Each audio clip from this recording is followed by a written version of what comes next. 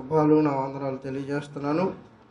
ఇలా దేవుడి యొక్క మహా కృపా కనికరాలను బట్టి దేవుడు మనల్ని సజీవుల పక్షంగా ఉంచి ఆయనను ఆత్మతోనూ సత్యముతోనూ ఆయనను సన్నిధించుకునే భాగ్యాన్ని మనకు అనుగ్రహిస్తున్నాడు. అందుని బట్టి దేవునికి మరొకసారి కృతజ్ఞతాస్థుతులు చెల్లించబద్ధులమై ఉన్నాం. కనుక ప్రియులరా, దేవుడు భూమి మీద తన పిల్లలైన వారందరినీ చూసి ఎప్పుడు ఆయన ఆనందపడతాడు అని మనం ఆలోచిస్తున్నప్పుడు, భూమి మీద తన పిల్లలను చూసి ఆనందపడే క్షణాలు ఆయన వలె మనం ఎప్పుడైతే బ్రతకగలుగుతామో అప్పుడు మనందరినీ చూసి ఆయన ఏం చేస్తాడట? ఆనందపడేవాడిగా ఉంటాడు. కనుక మనం ఏం చేయాలయ్యా అన్నప్పుడు, ప్రభు యొక్క సుగుణ లక్షణాలు ఏవైతే ఉన్నాయో ఆ సుగుణ లక్షణాలను మనలోనికి కూడా తెచ్చుకుని క్రీస్తులో యెహోవా దేవుళ్ళలో ఉన్న ఆ లక్షణాల ప్రకారం భూమి మీద మనం బ్రతకగలిగిన నాడే పరలోకమందున్న తండ్రికి ఏంటట? ఆనందం. కారణం ఏంటంటే, ఈరోజు పాపం పెరిగిపోయిందని మాట్లాడుకుంటున్నాం, కాబట్టి అక్రమాలు పెరిగిపోయాయని మాట్లాడుకుంటున్నాం. అన్యాయం చేయవాడిని అన్యాయమే చేయనిమ్మని బైబిల్ కూడా చెబుతుంది.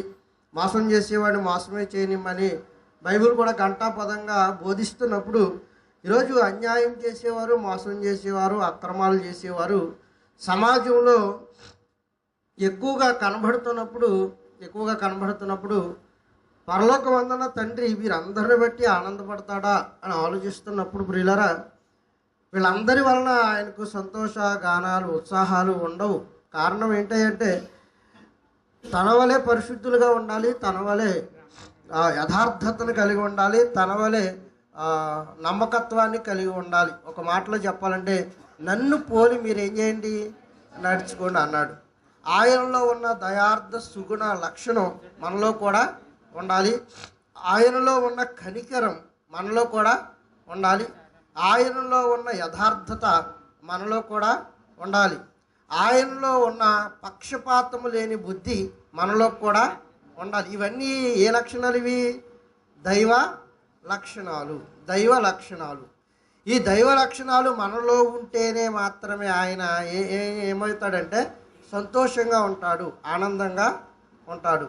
ఎప్పుడైతే ఈ దైవ లక్షణాలు మనలో ఆయనకు కనబడవో అప్పుడు మనం ఎన్ని మంచి కార్యాలు చేసినా ఆయన నిన్ను బట్టి ఆనందపడేవాడు కాడు. ఫర్ ఎగ్జాంపుల్, దేవుడిలో ఉన్న ఈ చెప్పుకోబడిన ఏ లక్షణము మనలో లేనప్పుడు, ఓర్పు కానీ, సహనం కానీ, దీర్ఘశాంతం కానీ, కనికరము కానీ, దయ కానీ, బీదల పట్ల ప్రేమాప్యాయతలు కానీ, ఈ సుగుణ లక్షణాలు మనకి ఏమీ లేకోకుండా నువ్వు 10 మందికి బీదలకు ఆహారాన్ని పంచిపెట్టిన దేవుడు నిన్ను చూసి సంతోషించేవాడు కాడు. లేదు, చాలామందిని పెంచుతున్నావు కానీ దైవ లక్షణం అనేది ఒక్కటి కూడా మనలో లేకపోతే, అనాథ పిల్లల్ని చాలామందిని పెంచినా దైవ లక్షణం అనేది మనలో లేకపోతే, దేవుడు ఎంతమంది అనాథలను నువ్వు ఆహారం పెడుతున్నా నిన్ను చూసి ఆయన ఆనందపడేవాడు కాడు. మరి ఆయన ఎప్పుడు ఆనందపడతాడా అంటే, ఆయనలో ఉన్న లక్షణం తన పిల్లల్లో కూడా ఉండాలనుకున్నాడు. ఆయనలో ఉన్న ఏదైతే ఆ క్వాలిటీ ఉందో అదే క్వాలిటీ తన పిల్లలైన వారిలో కూడా అదే క్వాలిటీని ఆయన చూడాలనుకుంటున్నాడు. అప్పుడే పరలోకమందున్న తండ్రికి ఏంటట? ఆనందం. డబ్బు సంపాదిస్తే ఎవరికి ఆనందం? పరలోకమందున్న తండ్రికి ఆనందమా? భూమి మీద ఉన్న కొడుకు బాగా సంపాదన పరుడు అయ్యాడు అనుకోండి, భూమి మీద ఉన్న తండ్రికి చాలా ఆనందం అనుకుంటాడు అంతే. ఎందుకంటే ధనాపేక్ష సమస్త కీడులకు మూలం. దాని గురించి మనం తర్వాత మాట్లాడుకుందాం.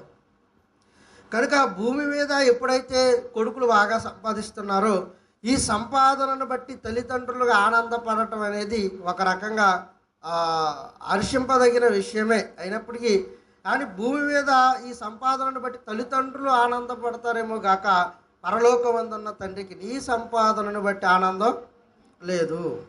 ఈ భూమి మీద ఉండగా పేరు ప్రఖ్యాతలు నీకు వచ్చినా, నీ తల్లిదండ్రులకు వచ్చినా, నీ కుమారుల ద్వారా ఎవరికి వచ్చినా మనం ఆనందపడతామేమో కానీ, నీ పేరు ప్రఖ్యాతలు చూసి పరలోకమందున్న తండ్రి ఇలాంటి లక్షణాన్ని చూసి ఆయన ఆనందపడడు. ఎందుకంటే ఆయన తలంపులు వేరు, ఆయన ఆలోచనలు వేరు, ఆయన ఉద్దేశాలు మన ఎడల వేరు.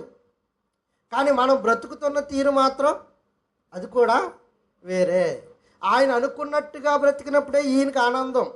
నువ్వు అనుకున్నట్టుగా నీ కొడుకు డబ్బు సంపాదిస్తే నీకెంత ఆనందం వస్తుందో, నువ్వు అనుకున్నట్టుగా నీ ఇంటిలో ఆయన ఘనకీర్తులు మెసులుతున్నప్పుడు నీకెంత ఆనందం వస్తుందో, ఆయన అనుకున్నట్టుగా భూమి మీద తన పిల్లలు బ్రతికితే అప్పుడే కదండి ఆయనకి ఆనందం. అందుకే నోవాహు దినాల్లో ఎలాగైతే జనాంగం ఉన్నారో ఇప్పుడు కూడా జనాంగం అలాగే ఉన్నారట. ఎలాగా? నోవాహు దినాల్లో తింటున్నారు, తాగుతున్నారు, తిరుగుతున్నారు. ఇప్పుడున్న లోకంలో ఎలా ఉన్నారు? తినాలి, తాగాలి, అనుభవించాలి, చచ్చిన తర్వాత ఎవడు చూసి వచ్చాడు అనుకుంటున్నారు.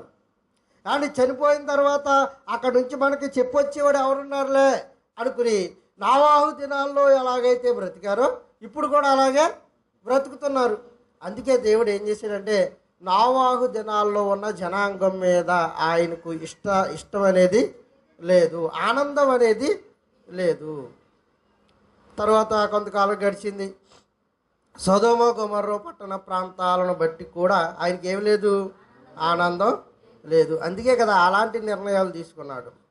పోనీ ఈ ఆనందం లేదని ఆయన తీసుకున్న నిర్ణయాలను బట్టి నోవాహు జలప్రలయంలో అందరినీ ముంచిన, సొదొమ గొమొర్రా ప్రాంతాలు అగ్ని చేత అందరినీ కాల్చిన, ఎవరైనా ఆయన నిర్ణయాలకు ఆయనను ఆనందపరిచే ఆ గుణానికి ఎవరైనా వస్తారేమని ఆయన ఆలోచన చేసిన ఏ ఒక్కరు కూడా ఆయన ఆనందపరిచేవారు భూమి మీద లేకపోయే. మనిషి ఆనందం చూసుకున్నాడే తప్ప, మనిషి సంతోషం చూసుకున్నాడే తప్ప, మనిషి ఉత్సాహాలను చూసుకున్నాడే తప్ప, దేవుణ్ణి భూమి మీద ఏం చేస్తే ఆయన ఆనందపడతాడు అన్న ఆలోచన భూమి మీద అందరూ కూడా ఏమయ్యారట, బుద్ధిపూర్వకంగా మర్చిపోవడం అనేది జరిగిపోయింది. అదిగా పరలోకమందున్న తండ్రి నిన్ను చూసి ఆనందపడాలి అని అంటే, పరలోకమందున్న తండ్రికి ఏవైతే గుణాలు, సుగుణ గుణాలు ఉన్నాయో భూమి మీద తన పిల్లలైన వారికి కూడా అలాంటి సుగుణ గుణాలే ఉండాలి. ఆయన దయార్థ హృదయం కలిగిన వాడు అనుకో, తన పిల్లల్లో కూడా అలాంటి లక్షణం కావాలని కోరుకుంటున్నాడు. ఆయన పరిశుద్ధుడు అనుకోండి, మనలో కూడా అలాంటి లక్షణం కావాలనుకుంటున్నాడు. ఆయన యథార్థత కలిగిన వాడు అనుకోండి, నా పిల్లలు కూడా యథార్థత కలిగిన వారై ఉండాలని కోరుకుంటున్నాడు. కానీ నోవాహు జలప్రలయంలోనూ యథార్థత లేదు, సొదొమ గొమొర్రా ప్రాంతాల్లోనూ యథార్థత లేదు. ఇప్పటి కాలానికి వస్తే ఇప్పటికి అసలు యథార్థతే వెతుక్కోవాలి, వెతుక్కుంటేనే కానీ దొరికేటట్టుగా లేదు. పూర్వకాలం వెళ్తే అప్పుడు కాస్త కోస్తో యథార్థత ఉండేది, పూర్వకాలానికి వెళ్తే కాస్త కోస్తో నీతి ఉండేది, పూర్వకాలానికి వెళ్తే కాస్త కోస్తో దయార్థ గుణం కలిగిన వారు ఉండేవారు, పూర్వకాలానికి వెళ్తే 10 మందికి మనకున్న దాన్ని పంచాలన్న ఆలోచనతో ఉండేవారేమో. కానీ ఇప్పుడున్న ఈ లోకానికి వస్తే దాన్ని ఆలోచించే ఆ గుణాలేమీ లేవు. ఆడికి పెడితే మనకేం వస్తుందిరా అనుకునేవారే తప్ప, అని వాడికి పెట్టడం వల్ల దేవుడు నీ యొక్క ఆలోచనను చూసి ఆనందపడుతున్నాడు అన్న ఆలోచన ఏ వ్యక్తి కూడా తెలుసుకోలేకపోవడం అనేది చాలా విచారకరమైన సంగతి. ఇక ఈ పాపాలు ఎక్కడ లేవు అని మాట్లాడుకుంటామండి. చాలామంది అంటూ ఉంటారు క్రైస్తవులే పాపులు, మిగతా వాళ్ళు ఎవరు పాపులు కాదనుకుంటారు. వాస్తవానికి నీతివంతుడు లేడు, ఒక్కడు కూడా లేడు. మరి ఎవరు భూమి మీద అంతే, అందరూ పాపము చేసి దేవుడు అనుగ్రహించే మహిమను పొందలేకపోతున్నారు. అందరూ అంటే అందరూ భూమి మీద ఉన్న నరులుగా ఉన్న ప్రతి ఒక్కరు కూడా ఆయన చూపించిన యథార్థతను విడిచిపెట్టి అందరూ పాపము చేసి ఏమయ్యారంటే ఏకముగా పనికి మాలిన వారు అయ్యిరి. అందరిది ఒకటే బాట, అందరిది ఒకటే నడక, అందరిది ఒకటే తీరు, అందరిది ఒకటే ఆలోచన. ఎందుకు ఇలా మారిపోయారంటే వాడికి ఏమవునప్పుడు మరి వీడు అలాగే నడుస్తాడు, దేవుడు వాడిని ఏమీ చేయట్లేదు కదా, అందుకు వీడు కూడా ఎలా నడుస్తాడు, అలాగే నడుస్తాడు. దేవుడు వాడిని శిక్షించడం లేదు కదా, అందుకు మనం కూడా ఎలా నడవాలనుకుంటాం, అబద్ధం ఆడాలనుకుంటాం. దేవుడిని వాడిని తన్నటం లేదు కదా, మనం కూడా ఏం చేయాలనుకుంటాం, విగ్రహార్పితాలు తినాలనుకుంటాం. దేవుడు వాడిని ఏం చేయలేదు కదా, మనం కూడా వ్యతిరేకంగా మాట్లాడదాం అనుకుంటాం. దేవుడు వాడిని ఏం చేయలేదు కదా, మనం కూడా ఎదురు తిరిగేద్దాం దేవుడికి అనుకుంటాం. కానీ దేవుడు వాడిని ఏమీ చేయకపోవడానికి అసలు ఆయన ఆంతర్యం ఏంటో గ్రహించని మనస్తత్వాలతో మనం ఎప్పటికీ ఉండేవారుగా ఉండకూడదు. కనుక ఆయన కోరుకుంటున్నాడు ఏమనంటే తన పిల్లలైన వారు తన వలె ఉండాలి, తనలో ఉన్న సుగుణ లక్షణం తన పిల్లల్లో కూడా ఉండాలి. తను ఎలాగే యథార్థపరుడో ఆయన అలాగే యథార్థపరుడై ఉండాలి. నీలో యథార్థత లేకుండా ఎన్ని దాన ధర్మాలు చేసినా అది ఉపయోగమే తప్ప ఏమండి నీకు ఉపయోగకరమైనది కాదు. నీ దాన ధర్మం వల్ల మిగతా వాడు మేలు పొందొచ్చు కాక నీకు వచ్చే పుణ్యమేమి ఉండదు. ఆకలి లేనివాడికి ఆకలి తీరుతుంది, వెరీ గుడ్ అండి. వస్త్రాలు లేనివాడికి వస్త్రాలు వెళ్తుంది, వెరీ గుడ్. ఇంకా నివాసం లేని వారికి నివాసాలు ఏర్పడడానికి నీ వంతుగా సహాయం చేస్తున్నాం, మంచి పనే. కానీ నీకు ఒరిగేది ఏమీ ఉండదు. చేయండి, దానాలు చేయండి. నీకు ఒరిగేది ఏమీ లేకపోయినా దానం చేయండి. చేయటం వల్ల నువ్వేమీ పుణ్యం కట్టుకో. మీకు అర్థమవుతుందా? ఇలా దానం చేసేయటం వల్ల నువ్వేమీ పుణ్యం కట్టుకో. మరి దానం చేయొద్దు అంటారంటే దానం చేయాలి. మీకు లాజిక్ అర్థం చేసుకోండి. దానం చేయొద్దు అంటారంటే దానం చేయండి. ఈ దానం చేయటం వల్ల మాత్రమే నీకు పుణ్యం కట్టుకోవు. దేవుడి సుగుణ లక్షణ కలిగి దానం చేస్తేనే ఆ పుణ్యం, ఆ పరమార్థం మనకి దొరుకుతుంది. ఎప్పుడంటే నీకు పుణ్యం వస్తుందని చేసి నీ ఆలోచన దేవుడికి తెలియదా? తెలుసు. నేను మారిపోయి వాడికి అండ్ స్వతహాగా దానం చేస్తున్నాను అని మనఃపూర్వకమైన అర్పణ, మనఃపూర్వకంగా అర్పణ, ఏదో ప్రజల మెప్పు కొరకో, లేక జనాభా మెప్పు కొరకో, లేక ఇంకెవరో మెప్పు కొరకో మనం చేసే దాన ధర్మాలు దేవుడి ఖాతాలోనికి ఎప్పటికీ చేరవు. పరలోకమందున్న తండ్రి దయార్థ హృదయం కలిగిన వాడు. ఆయన నీతివంతుల మీద వర్షం కురిపిస్తున్నాడు, అనీతివంతుల మీద కూడా వర్షాన్ని కురిపిస్తున్నాడు. వాడు తలకాయని తడుపుతున్నాడు, నీ తలకాయని కూడా తడుపుతున్నాడు. ఇలాంటి లక్షణం నీ దగ్గర ఉందా? మరి మనం పెట్టిన వాడికే పెడతాం, మనకు పెళ్లి చెప్పిన వాడికే పెళ్లి చెబుతాం, మనకు సమత చెప్పిన వాడికే సమత చెబుతాం. దేవుడు ఏమన్నాడంటే, మరి బాబు నువ్వు విందు చేసుకుంటున్నప్పుడు వస్త్రహీనులు, అంగహీనులు, నీకు భోజనం పెట్టలేని వారిని అందరినీ పిలిచి ఏం చేయమన్నాడు? ఆహారం పెట్టమన్నాడు. ఇది ఆయన గుణం. మరి ఈ గుణం మనలో ఉందా? చూసారా ఎలా తేలిపోతున్నాము? ఈ గుణం ఎవరిలో లేదు? మనలో లేదు. మనం వెళ్ళిన వాడి పేరు రాసుకుంటాం. మరలా వీడికి 250 వేసాం, వీడికి 300 వేసాం, వీడికి 116 వేసాం అని మరలా వీడికి చెప్పాలి. చెప్పిన తర్వాత వాడు రాయిస్తాడు కదా, మళ్ళీ బుక్ టెస్టింగ్. ఆ బుక్ ఈ బుక్ పక్కన పెట్టుకుని 116 వేవాడు అంతే చూడ అంటది ఈవిడ. ఎంత వేస్తాడు? వీడికి 56 రూపాయలు వేస్తాడు. ఎందుకంటే అప్పుడు సగమే తీరేళ్ళు ఉంటాడు. అనవసరంగా రాయించారు.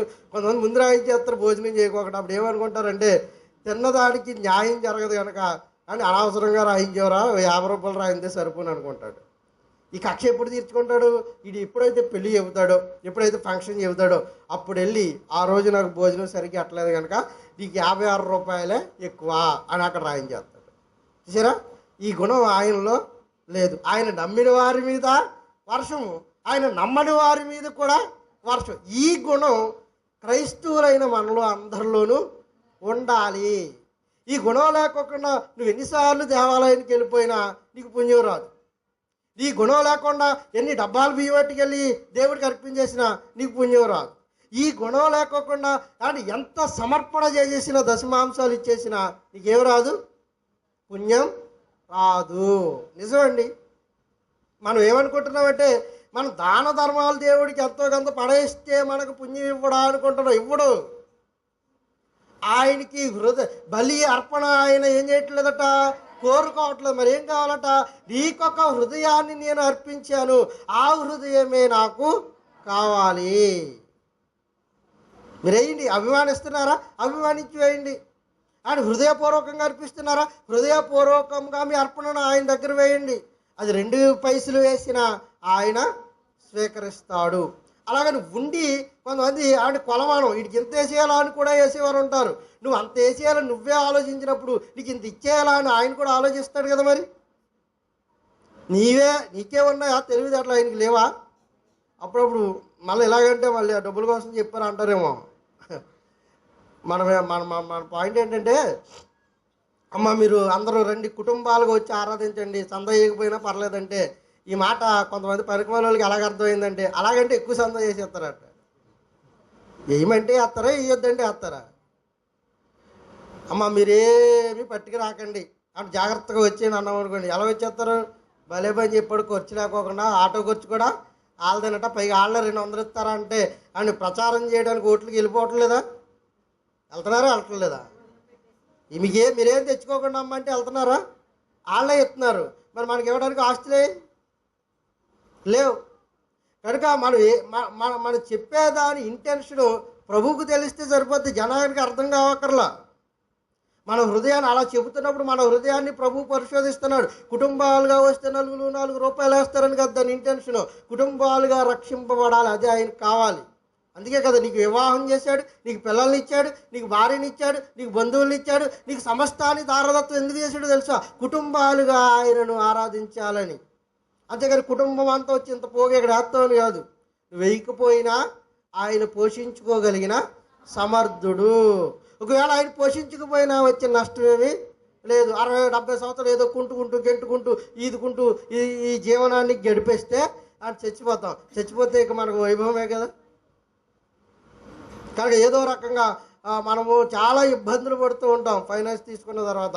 ఈ ఫైనాన్స్ ఏదో రకంగా తినకో మూలకో పనికెళ్ళకి ఏదో రకంగా కట్టి కట్టగానే ఈ బాకీ ఏదో ఒక రోజున ఏమైపోద్ది, తీరిపోద్ది. నువ్వు తినలేనిది లెక్కలోనికి రాదు. అప్పు తీరిందా లేదా? అలాగే బ్రతకండి ప్రియులారా. దేవుడు అలాగని మనల్ని ఏమి ఆ కరువులోను కాటకాల్లోనూ నిన్ను పెట్టి ఆయన్ని హింసించి ఆయన ఆనందపడేవాడేమి కాదు. కనుక ఆయన ఏమని కోరుకుంటున్నాడంటే నాలో ఉన్న సుగుణ లక్షణాలు నా బిడ్డల్లో కూడా ఉండాలి అన్నది ఆయన కోరిక. అలాంటి సుగుణ లక్షణాల్లో ఒక సుగుణ లక్షణాన్ని చూసి తొందరగా ముగించుకుందాం ప్రియులారా. రోమిల్కు రాసిన పత్రిక 15వ అధ్యాయం. రోమిల్కు రాసిన పత్రిక 15వ అధ్యాయం 6వ వచనాన్ని చూద్దామండి.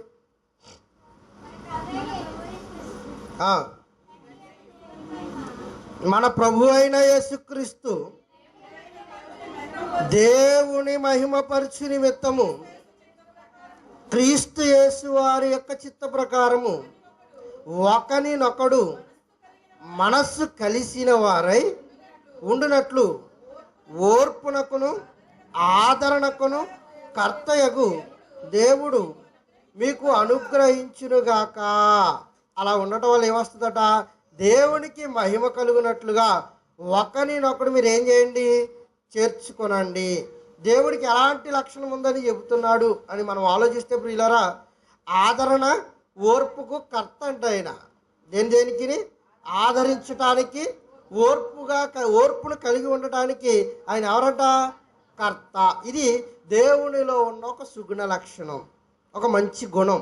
ఈ గుణం ఎవరిలో ఉండాలనుకున్నాడంటే తన పిల్లలైన వారిలో ఓర్పు గలవారై ఉండాలి అని ఆయన కోరుకుంటున్నాడు. ఓర్పు గలవారై ఉండాలి తన పిల్లలు.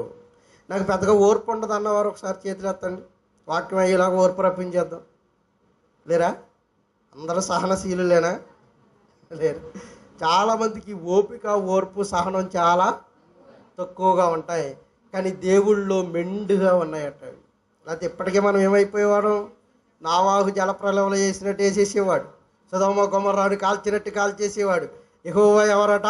దయా దాక్షిణ్య పూర్ణుడు. అందుకే ఇంకా బట్ట కట్టి కలిగి ఉన్నాం. ఎందుకు అలా కలిగి ఉన్నామంటే ఓర్పు, దీర్ఘశాంతము కలిగిన దేవుడు ఆయన. ఓర్పు కలిగిన దేవుడు. అప్పుడప్పుడు పిల్లలు విసిగించేస్తూ ఉంటారు, ఏడిపించేస్తూ ఉంటారు. అని ఇలా విసిగించి ఏడిపించేసినప్పుడు నీ ఓర్పు ఏమవుతుందో ఒకసారి ఆలోచించు అమ్మా. ఉతికి ఆరేసారా అండి? సర్పసబ్బు ఎటరు కానీ ఉతికి ఆరేసారా? ఆ ఓర్పు కాస్త, ఆ సహనం కాస్త నశించిపోయి అప్పటికి ఓర్చుకుంటారు పాపం, కాదనట్లేదు. ఓర్చుకుని చెప్పేసరికి ఇక ఏమైపోతామంటే ఇక ఈ సహనం చచ్చిపోద్ది. పిల్లిని కూడా ఇంట్లో పెట్టి బాధగా దానికి కూడా ఏమైపోద్ది? సహనం చచ్చిపోయి అండ్ అది తిరగబడి ఈసారి ఏమైపోద్ది? పిల్లి కాస్త పూలు అయిపోద్ది. వీటికి అంత వయసు లేదు కనుక, లేకపోతే కూతురికి అంత వయసు లేదు కనుక మళ్ళీ కొట్టరు. అంతే, కొడితే మళ్ళీ కొడతారేంటండి? ఎవడన్నా గుద్దుతామనుకోండి, ఆడు వచ్చి 4 గుద్దులు గుద్దాడు అనుకోండి, మళ్ళీ జోలికి వెళ్తామా? పిల్లలు అయితే కొట్టరు కనుక వాళ్ళ మీద మన ప్రతాపం అంతా చూపెడతాం, సహనం కోల్పోతాం. అలాంటి సహనం కోల్పోవద్దని దేవుడు మాట్లాడుతున్న మాట.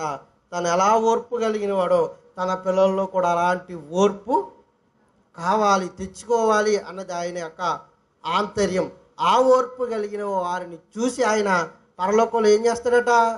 ఆనందపడతాడు. ఇప్పుడు నువ్వు దానం చేయకపోయినా పర్వాలేదు, ఆ ఓర్పు నీలో ఉంటే నువ్వు వస్త్రాలు ఇవ్వకపోయినా పర్వాలేదు. ఎందుకు అలాగా మాట్లాడుతున్నావు అంటే ఓర్చుకోకపోతే చాలా ద్రోహ కార్యాలు జరిగిపోతాయి భూమి మీద.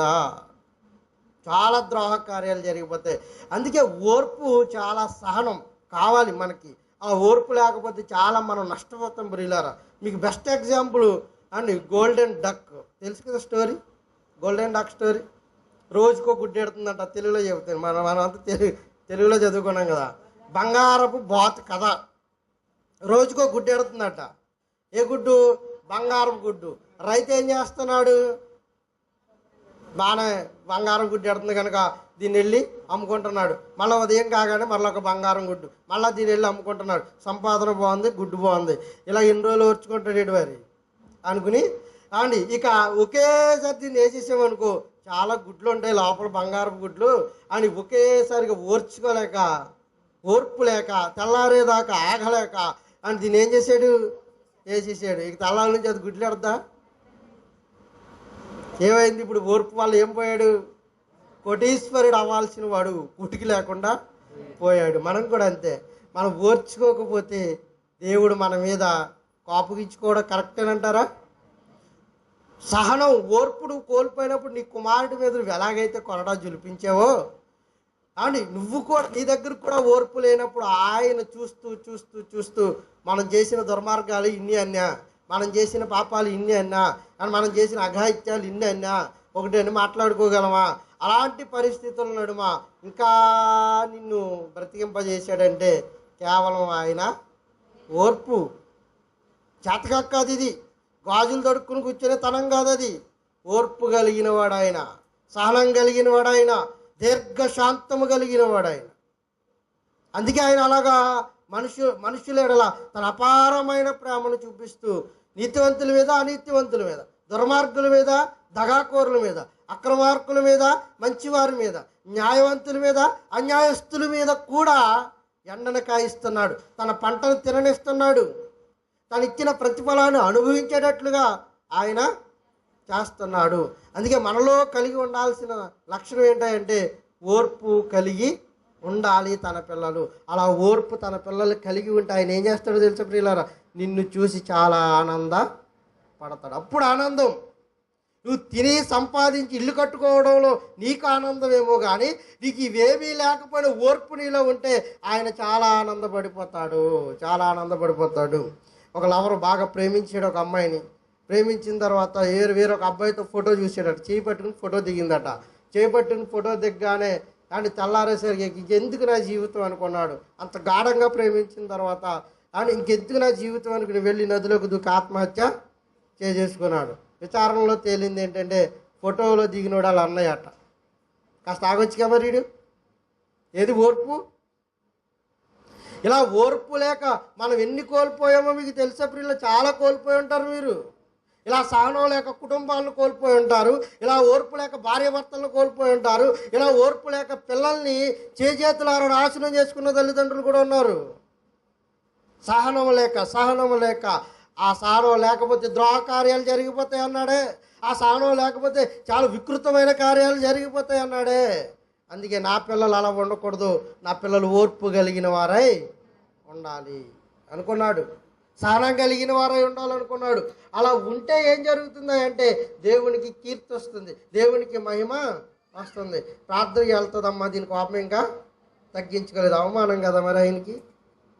పైపెచ్చి నువ్వు తెచ్చేదేముంది ఆయన ఘనత. ప్రార్థనకి వెళ్తారమ్మా, వీళ్ళు ఏం మానరు, అబద్ధాలు మానరు. ప్రార్థనకి వెళ్తారమ్మా, ఈ తీర్మానం. కొంతమంది అనాలని అంటారులేండి, అది వేరు. కొంతమంది అనాలని అనకపోయినా నువ్వు అలాగే బ్రతికేడుస్తున్నావు. కనుక మనం ఏం చేయాలి? మన స్థితిని, మన బ్రతుకుని ఖచ్చితంగా దేవాలయానికి వెళ్ళినప్పుడు మనం మార్చుకునేవారిగా ఉండాలి.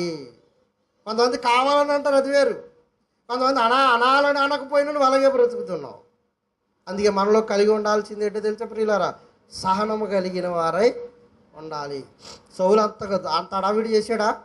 క్రైస్తవాన్ని అంతటిని అంతమొందించేస్తారని తాకీదులు పట్టుకుని, కర్ర పట్టుకుని, ఆడి కత్తి పట్టుకుని దొరికిన వాళ్ళందరినీ ఆడి నరుక్కుంటూ పోయాడు. ముసలి వాళ్ళు నరికాడు, పిల్లల్ని నరికేసాడు. ఆడి గర్భిణీ స్త్రీలు నిలువున కత్తి పెట్టి నిలువాట చీల్చేసాడు. అలా చీల్చేసిన మరి నిద్రపోయాడు ఆయన ఓర్పు కలిగి ఉన్నాడు. ఓర్పు కలిగి ఉన్నాడండి. లేకపోతే సౌలుని ఎప్పుడో వేసేయాలి మన భాషలో, అంతే కదా. ఆయన దీర్ఘశాంతం పాటించి ఉంటుండకపోతే 14 సువార్తలు రాయడానికి మరలా సౌలు కొరకు ఎదురు చూడాలి. ఆయన ఆలోచనలు వేరు, మన ఆలోచనలు వేరు. ప్రభువా ఇదిగో వాడిని నా మీద మేసేస్తున్నాడు ప్రభువా, అర్జెంటుగా వాడిని 4 పడిపోయేటట్టు చేస్తావా చేయవా ప్రార్థన. ఇక కానీ ఆయనకి ఏం కోరుకుంటున్నాడంటే, నువ్వు నాలాగా ఓర్పు కలిగి ఉంటావు బాబు, నీకు ఎవరు నేర్పడి ప్రార్థన అని ఆయన బాధపడుతున్నాడు. నిన్ను చూసి ఆనందపడుతున్నాడా, నిన్ను చూసి ఏడుస్తున్నాడు ఆయన. ఆనందపడాలి అని అంటే ప్రభువా వాడిని కూడా మార్చి ప్రభు అని మోకాళ్ళేసి కన్నీళ్లు విడిచి ప్రార్థన చేయి. ఆయన స్టెఫను కొట్టి చంపేస్తున్నప్పుడు ఎక్కడ ఉన్నాడో తెలిసి అపోస్తుడైన పౌలు గారు ఆయన వస్త్రాలకు కాపులాగా ఉన్నాడు. అప్పుడైనా చంపేయాలి, నా కొడుకుని చంపుతున్నారని పరలోకమందున్న దేవుడు చంపేశాడా? చంపుకోలా. ఈరోజు కూడా దేవుడికి చాలామంది వ్యతిరేకులు ఉన్నారు. ఈరోజు కూడా దేవుడి నామాన్ని ప్రకటించకూడదు అంటున్నారు, బైబిల్ను తగలబడుతున్నారు, స్వార్థకు వెళుతున్న వారిని కొడుతున్నారు, అఘాయిత్యాలు ఘోరాలు భయంకరంగా బట్టలు విప్పి వారిని దేశాలు వెంబడి తిప్పుతున్నారు. ఇక్కడ ఏమైనా స్వార్థ జరగడిస్తున్నారా? సౌండ్ ఎక్కువ పెడితే బాధ, ఇంకేమైనా చేస్తే బాధ, ఇంకేమైనా మనం ప్రకటిస్తే బాధ, ఇంకేమైనా దేవుని కొరకు ఉన్నతమైన కార్యక్రమాలు చేస్తూ ఓర్చుకోలేకపోతున్నారు. అలాంటి వారిని ఏమనడా ఓర్పుతో ఎదురు చూస్తున్నాడు. కానీ వారేమనుకుంటున్నారంటే, మనం ఇన్ని చేస్తే వాళ్ళ దేవుడు ఏమైనా పీకుతున్నాడా అనుకుంటున్నారు. నీకు తెలియాల్సింది ఏంటంటే, ఆయన దీర్ఘశాంతంతో ఉన్నాడు కనుక నువ్వు ఇంకా ఏమైనా పీక్కోగలుగుతున్నావు, ఏ ఆకుకూరలో ఏ మొక్కలో ఇంకేమైనా. లేకపోతే ఇప్పటికే నిన్ను కాలగర్భంలో కలిపేయడు ఆయనకి ఎంతమంది చెప్పండి ప్రియులారా. నోవాహు జలప్రళయం వచ్చి కొట్టుకొని పోవు పర్యంతరం వరకు ఎవడు ఎరగలేదట. అలాంటి జలప్రళయాన్ని ఇప్పుడు రప్పించలేడా ఆయన? అలాంటి జలప్రళయంలో వందల కోట్ల లక్షల మంది జనాభాను తోసుకుపోనివ్వలేడా? నీకున్న గృహాన్ని తలక్రిందులు చేయగలిగిన భూకంపాన్ని ఆయన రప్పించలేడా? ఆయన ఏమైనా అసమర్థుడా? ఆయన ఏమైనా చేయలేని వాడు ఆయన? మరి ఎందుకండి అంత దీర్ఘశాంతం? ఆయనకంటే ప్రేమ. భూమి మీద ఉండగానే రక్షించాలి నా పిల్లలందరినీ, నశించుకుపోతున్న దారిని వెతికి రక్షించాలి. అది ఆయన చేతకానితనం కాదు, ఆయన ఏమీ చేయలేని తనం అంతకన్నా కాదు. ప్రార్థిస్తే ఆయన సూర్యుడిని చంద్రుడిని ఆపేయగలిగిన ఆయన నీ ప్రార్థన చేస్తే భూమిని తలక్రిందులు చేయడా? అపోస్తలులు స్వార్థ ప్రకటనకి వెళ్తే భూమిని తలక్రిందులు చేయు వారు ఇక్కడికి వచ్చి ఉన్నారు. ఎందుకంటే వాళ్ళు పాటలు పాడితే భూకంపం వస్తుంది, వాళ్ళు ప్రార్థన చేస్తే సముద్రాలు ఉప్పొంగుతాయి, అండ్ వారు ప్రార్థన చేస్తే ప్రకృతి స్తంభించిపోబోతుంది. అందుకే వాళ్ళు ఏమన్నారో తెలుసా? భూమిని తలక్రిందులు చేసేయగలిగిన వారు అన్నారు అపోస్తలుల్ని. వారు యేసు నామమున దిగ్గున లేచి నడమని చెప్పారనుకోండి, ఎలాంటి వాడైనా పరిపెత్తుకు నడాల్సిందే. వారు మాట్లాడితే శాసనం, వారు మాట్లాడితే ప్రకృతి స్తంభిస్తుంది, వారు మాట్లాడితే రోగాలు పారిపోతాయి, వారు మాట్లాడితే దెయ్యపు శక్తులు పారిపోతాయి. అలాంటి మహనీయులు వాళ్ళు భూమి మీద వారు నడిచి వెళుతుంటే వారి గురించి ఏమనుకునేవారంటే తెలుసా? వీరు భూమిని తలక్రిందులు చేయవారు, మా యొద్దకు కూడా వచ్చి ఉన్నారు. ఎవరిని మాట్లాడనిచ్చేవారు కాదు, ఏ వ్యాధిని పారదోలడానికి అంతటి సమర్థత కలిగిన వారు వాళ్ళు. ఎలా వచ్చింది అంటే వారిలో ఓర్పు సహనం ఉన్నాయి. అందుకే దేవుడు వారిని చూసి ఏం చేశాడో తెలుసా ప్రియులారా? ఆనందపడ్డాడు. అలా ఓర్పు సహనం అంటే నిన్ను చూసి కూడా ఆయన ఏం చేస్తాడు? ఆనందపడతాడు. ఏదో సమస్య వచ్చింది, ఇక ఈ సమస్య మనకు తీరదు, ఈ సమస్య నుండి మనకు గట్టెక్కమని ఓర్పు లేకోకుండా నీ సహనాన్ని కోల్పోతున్నామేమో. ఏదో ఒక రోజున శోధించబడిన తరువాత నిన్ను సువర్ణముగా ఆయన మార్చడానికి ప్రణాళిక ఆయన దగ్గర ఉంది. ఆయాసపడకండి, ప్రాణాలు తీసుకోకండి, తొందరపాటు నిర్ణయాలకి వెళ్ళకండి. దేవుడు ఆలోచనకర్త, మీరు కూడా అలాగే ఉండాలి.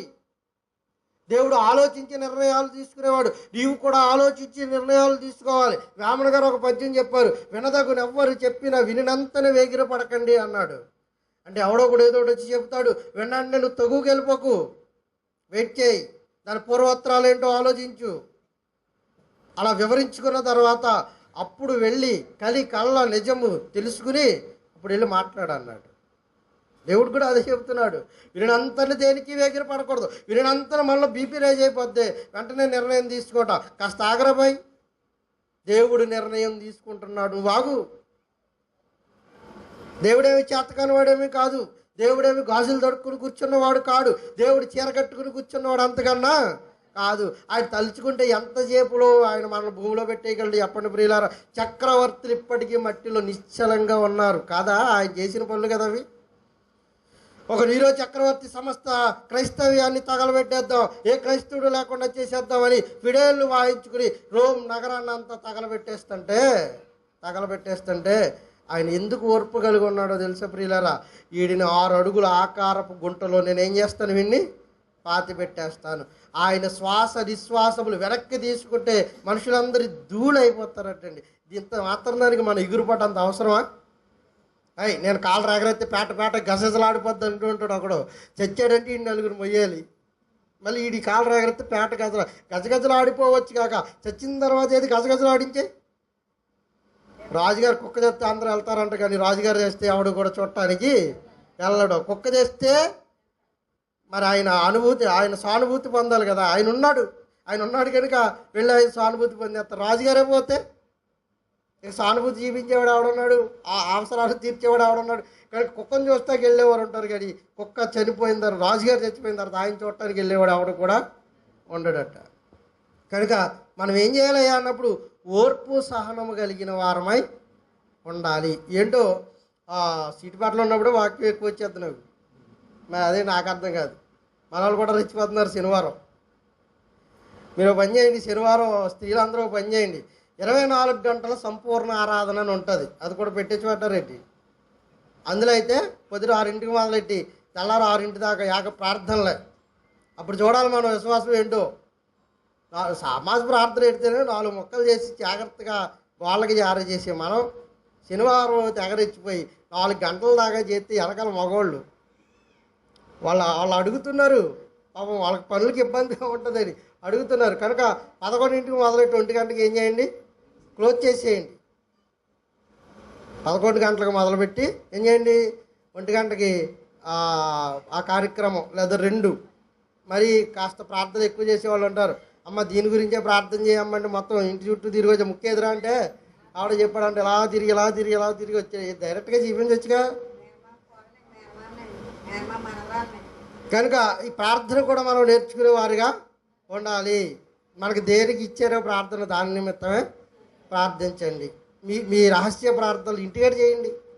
ఇంటికాడ రహస్యమందున్న నీ తండ్రికి మోకాళ్ళు వేసి అంతసేపు మొరపెట్టుకో కాదండి ఆయన కాదంటాడా అండు. మరి ఇంటికాడ మొరపెడతావు, ఇంటికాడ జాగ్రత్తగా పేట వేసుకుని టీవీ అతను కూర్చుంటావు. ఇలాగా అక్కడ ఉండవు మోకాళ్ళు, ఇక్కడ వేస్తావు. మరి ఏంటో నాకు అర్థం అవుతుంది. ఈ భక్తి మానేసి పరిపూర్ణమైన భక్తిలోనికి మనందరూ కూడా రావాలి. పరిపూర్ణమైన భక్తి చేసేవారిగా ఉండాలి. హృదయపూర్వకం మీ కుటుంబాల గురించి అడగండి. పక్కోడు తెప్పాలా, పక్కోడే తోముకోండి. మీ తెప్పాలా, మీరే తోమండి. ఎవరు తెప్పాలా వారు తోముకున్నారనుకోండి, టైం పెద్ద అవ్వదు. మొత్తం అంట్లన్నీ ఎదరేసుకుని తోమేస్తున్నారనుకోండి, ఏమైపోద్ది, చాలా టైం అయిపోద్ది. నడువు లాగుతుంది.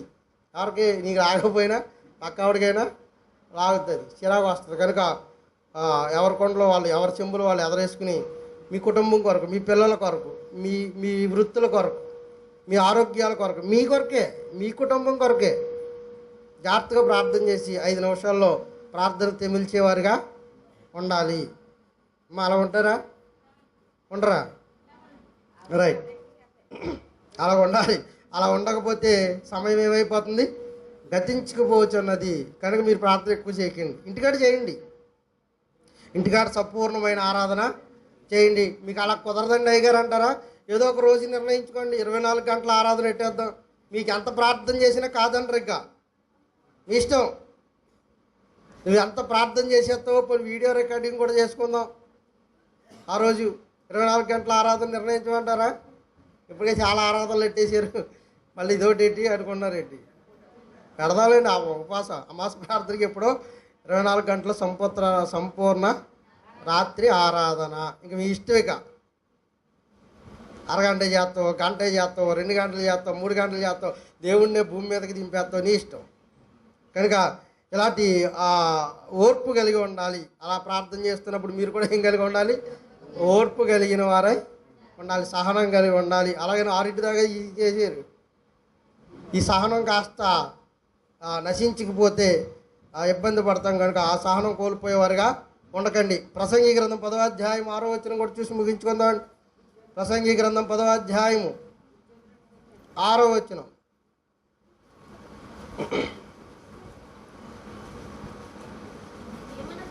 ఏమనగా బుద్ధిహీనులు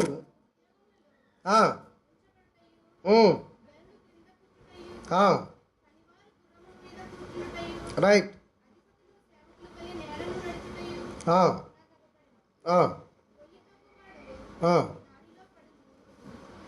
రైట్ చదవండి. గొయ్యి తవ్వువాడు దానిలో పడును. 10వ అధ్యాయము 4వ వచనం కాడే చదవండి. ప్రసంగి గ్రంథం 10వ అధ్యాయము 4వ వచనం. ఏలువాడు నీ మీద కోపపడిన ఎడల ఈ ఉద్యోగము నుండి నీవు తొలగిపోవద్దు. ఓర్పు గొప్ప ద్రోహ కార్యములు జరగకుండా ఏం చేస్తుందట? కాపాడుతుంది. ఓర్పు గొప్ప ద్రోహ కార్యాలు జరగకుండా కాపాడుతుంది. కనుక మీరేం చేయండి? ఓర్పు కలిగి ఉండండి, ఓర్పు కలిగి ఉండండి అని ఈ కోపంలో, ఈ ఉద్రేకంలో, అని ఈ పగలో, లేకపోతే ఆ ఆవేశంలో ఏం చేస్తామంటే కొట్టేయాలనుకుంటాం. కొడుతుంది ఆగిపోద్దా? అక్కడికి వెళ్ళాక కొడుతుంది ఆగిపోద్దా? ఏ కాలో ఏ చెయ్యో ఏమి ఆడ తిప్పేసేవానికి ఆవేశంలో తెల్ల నీకు తిప్పేస్తారు కదా మరి కదా. అందుకే మీ కోపము సూర్యుడు అస్తమించే వరకు ఉండనీయకండి అన్నారు. అంతే కదా. మీ కోపం ఏం చేయకండి? సూర్యుడు అస్తమించే వరకు మీరు కోపాన్ని ఉంచకండి. కోపపడండి కానీ పాపము చేయకండి. కోపపడండి. ఎక్కడ ఏ సందర్భంలో ఎలా మనం మసలుకోవాలో, ఆ కోపాన్ని ఎంతవరకు చూపించాలో అంతవరకు మాత్రమే చూపించాలి. కొంతమంది ఇలాంటి ఆవేశంలో భార్యలు నరికేసుకున్న వారు లేరా? తాగడానికి 150 రూపాయలు ఇవ్వలేదని ఒకటి పెళ్ళాన్ని నరికేసాడు. 150 రూపాయల కొరకు. కాస్త ఆగి ఓర్పు కలిగి ఉండి వాళ్ళు ఇలా తాగకపోతే ఏమొస్తుందని తెల్లవారి వరకు ఆలోచిస్తే శుభ్రంగా కాపురం చేసుకునేవాడా? కొన్ని నరికేసిన వాడిని ఏమన్నా పెద్ద అని ఒక బీర్ చేస్తే అలా పెద్ద విస్తరేసి పెద్ద ఆకేసి అన్ని రకాల కాయలు పెట్టి తాగరబ్బా అంటారండి. నరికిన తర్వాత జాగ్రత్తగా తీసుకుపోయి వాళ్ళ ట్రీట్మెంట్ వాళ్ళు ఇస్తారు. కనుక ఇలాంటి ఉద్రేకాన్ని మనం తగ్గించుకోవాలి. ఓర్పు సహనము కలిగిన వారే ఉండాలి. అందుకే సహనము కలిగి ఉండటకు మీరేం చేయండి?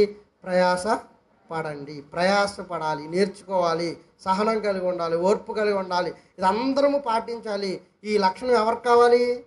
తండ్రికి కావాలి. ఎందుకు మనకు కావాలంటే ఇలా ఉన్నవారి ఎడల ఆయన ఏం చేస్తాడట?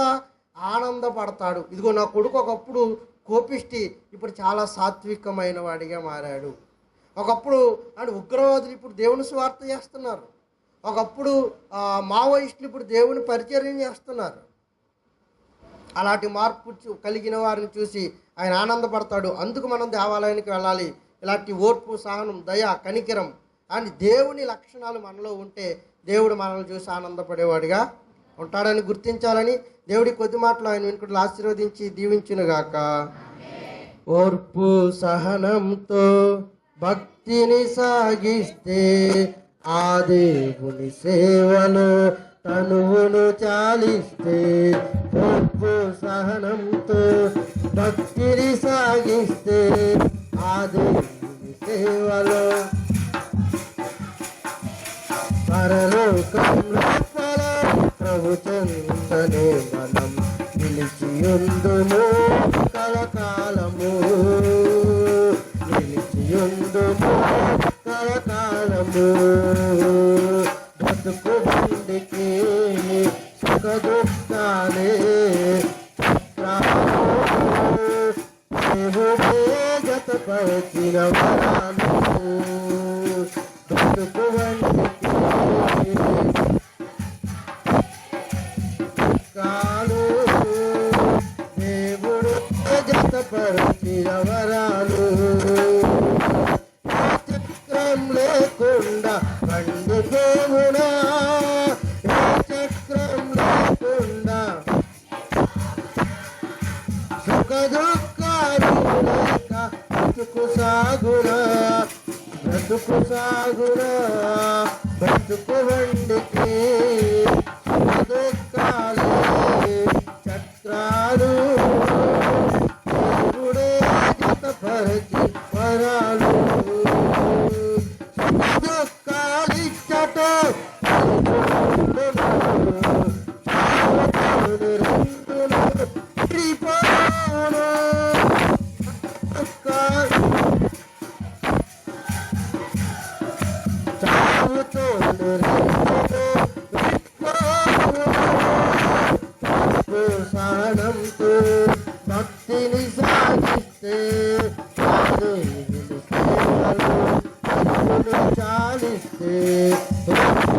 ప్రాణంతో భక్తిని సాగిస్తే ఆది కన్నును చాలిస్తే బంధు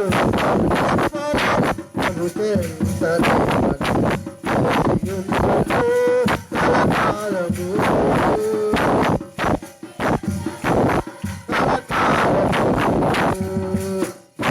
బండికి కాలే కాలు దేవుడు పరిచి పాడు బతుకు బండికి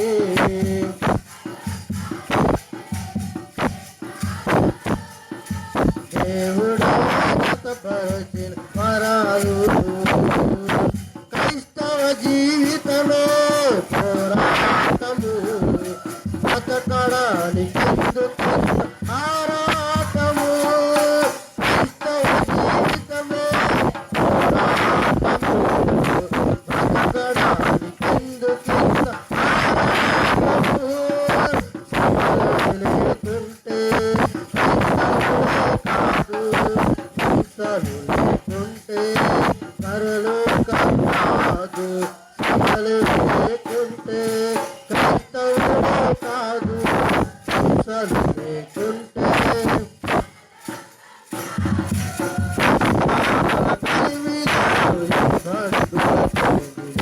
పరీక్షించుడు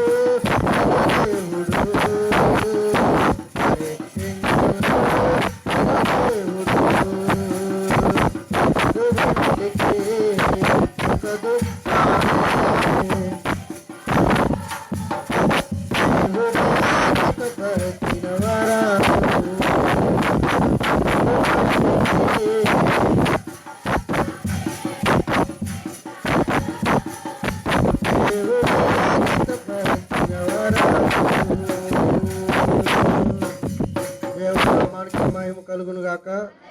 సకల ఆశీర్వచన స్తోత్రములకు కారణభూతుడా మమ్మల్ని కన్న తండ్రి అయా నీ బిడ్డలైన వారందరూ నీ మాటలు విన్నారు. ధనధాన్య సమృద్ధి విస్తార ప్రేమాప్యాయతలు కలిగిన వాళ్ళు దేవా ఇదిగోనైనా నీకు ఇష్టము కాదు కానీ నీలో ఉన్న సుగుణ లక్షణాలు నా బిడ్డల్లోనూ ఉండాలని మీరు కోరుకుంటున్నారు. అయ్యా అలాంటి లక్షణాలు కలిగిన ప్రతి బిడ్డ ఎడలా మీరు ఆనందపడతారని మీ చిత్తము యావత్తును పరలోకమందు నెరవేరుతున్నట్లుగా భూమి మీద కూడా నీ పిల్లలైన వారందరూ నెరవేర్చాలి. మీరు చేసే కార్యాల కొరకు ఓర్పు సహనము కలిగిన బిడ్డలు ఎదురు చూసే బిడ్డలుగా తీర్చిదిద్దండి. ఆయా అనేక బలహీనులు ఆయా వ్యాపారాలు ఆయా వృత్తులు ఆశీర్వదించండి, దీవించండి. బిడ్డలు ఉన్నారు, బాలికలు ఉన్నారు, వృద్ధులు ఉన్నారు, గర్భిణీ స్త్రీలు ఉన్నారు, ప్రసవించిన స్త్రీలు, బాలింతలు ఉన్నారు. సమస్త బిడ్డలైన వారందరినీ ఆశీర్వదించి దీవించి వైవాహిక జీవితాల కొరకు ఎదురు చూస్తున్న వారు, బహుమానాల కొరకు ఎదురు చూస్తున్న వారు ఉన్నారు.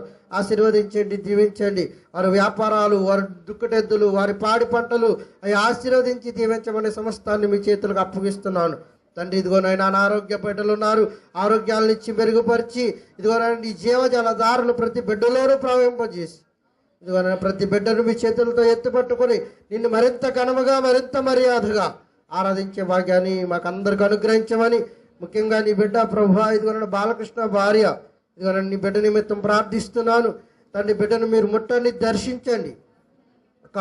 కుమారుడు వచ్చి ప్రభువా ప్రార్థించమని అడిగి వెళ్ళి ఉన్నాడు. అయ్యా ఇదిగోనైనా దీనిలో దయ చూపించే దేవుడువు, దిక్కులేని వారికి నీవే ఆశ్రయము, నీవే ఆధారము. ప్రభువా ఆ బిడ్డను ఆశ్రయ దుర్గముగా మీరు నిలబడండి. ఈ మధ్యాహ్న కాల సమయంలో నీ బిడ్డ పేరెత్తి మాట్లాడుచుండగా నరాలకు జీవాన్ని పోయండి, ఎముకలకు జీవాన్ని పోయండి. ఆ బిడ్డను స్వస్థపరచమని అడుగుచున్నాను. అయ్యా ఇదిగో ప్రభువా ఆ కాలును మీరు ముట్టండి, ఆ నాలుకను మీరు ముట్టండి, ఆ మూతిని మీరు ముట్టమని అడుగుచున్నాను. లోపల ఇదిగోనైనా రక్తం ఏమైనా గట్టగట్టుంటే ఇదిగో యేసు నామములో దాన్ని కరిగించమని అడుగుచున్నాను. అయ్యా కనికరము కలిగిన దేవా నీ బిడ్డ ఎడల కనికరము చూపించమని అడుగుచున్నాను. ఇదిగో మరలా వారానికి నీ బిడ్డను సాక్షిగా నీ సన్నిధానంలో నిలబెట్టండి. నీకు అసాధ్యమైనది ఏది లేదు ప్రభువా. ఈ మధ్యాహ్న కాల సమయంలో మీ దేవదూత గణాలతో బిడ్డను దర్శించమని అడుగుచున్నాను. మీ గాయపడిన హస్తాన్ని బిడ్డ మీద ఉంచండి. అయ్యా మీ గాయపడిన హస్తముతో నరాలకు జీవాన్ని ఇవ్వండి. మీ గాయపడిన హస్తముతో ఆ తుంట ఎముకలను మీరు ముట్టమని అడుగుచున్నాను. మీ గాయపడిన హస్తముతో ఆ మూతిని మీరు తాకమని అడుగుచున్నాను. అయ్యా యవన బిడ్డ ప్రభువా ఇదిగో నాయన కాలంచక చేయి వంచనీక ప్రభు వెనకాల చిన్న బిడ్డలు ఉన్నారయ్యా. ప్రభు ఆదరించే దేవా, దయ చూపించే దేవుడు నీవు. కనికరము చూపించమని అడుగుచున్నాను. ఆ బిడ్డను ఆశీర్వదించండి, తాకండి అయ్యా. ఈ మధ్యాహ్న కాల సమయంలో నీ పరమ వైద్యాన్ని బిడ్డకు అందించమని అడుగుచున్నాను తండ్రి. సంఘముగా కూడి ప్రార్థిస్తున్నామయ్యా. సంఘముగా కూడి ప్రార్థిస్తే కూడిన చోట ప్రభువా సంఖ్యలు తెంపుతానన్న దేవుడవు. సంఘముగా నీ బిడ్డ నిమిత్తం ప్రార్థిస్తుండగా మరలా వరానికి నీ బిడ్డను సన్నిధానంలో సాక్షిగా నిలబెట్టండి. మరలా వరానికి ఉన్నతమైన కార్యము చేయండి. ఆ కాలు చెయ్యి ప్రభువా, ఇదిగోనైనా మూతులు మీరు తాకమని అడుగుతున్నానయ్యా. యేసునామంలో శీఘ్రమైన విడుదల, యేసునామంలో శీఘ్రమైన స్వస్థత నీ బిడ్డకు అనుగ్రహించమని అడుగుచున్నాను. కనికరము కలిగిన దేవుడువు, దయ కలిగిన దేవుడువు, ఇదిగోనైనా కనికరము చూపించండి అయ్యా. మీ జాలి ఆ బిడ్డల ఎడల చూపించండి అయ్యా. మీ దయాదాక్షిణ్యాలు ఆ బిడ్డల ఎడల చూపించండి ప్రభువా. నిన్ను గుర్తెరగక నీ బిడ్డలు వెనకడుగేస్తున్నారేమో ప్రభువా, క్షమించమని అడుగుచున్నాను.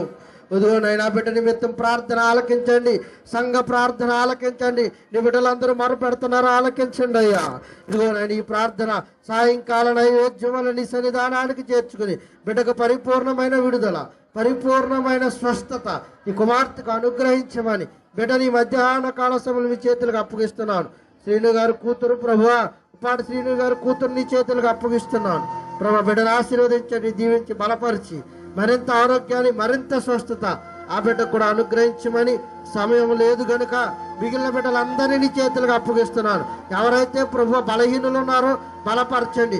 ఎవరైతే ఇదిగో రోగగ్రస్తులు ఉన్నారో మరలా నీ బిడ్డలందరినీ ప్రభు మరలా వారానికి నీ సన్నిధానానికి నడిపించండి.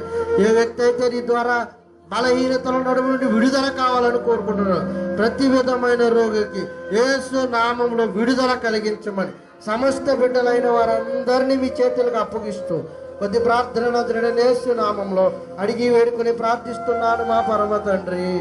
ఆమేన్, ఆమేన్. అందరికీ